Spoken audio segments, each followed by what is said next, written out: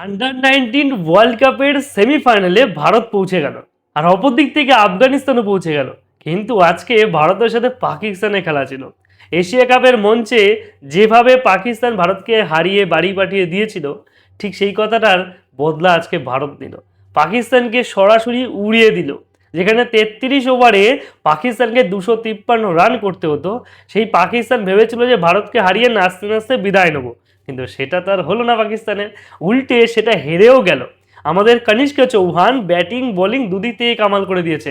আয়ুষ মাত্রে, খিলান প্যাটেল, অসাধারণ বোলিং। এবং সূর্যবংশী প্রথমে যে জানটা পেয়েছিল মারার পরে, ক্যাচ মারার পরে, সেটা আউট করতে পারেনি, রান আউট।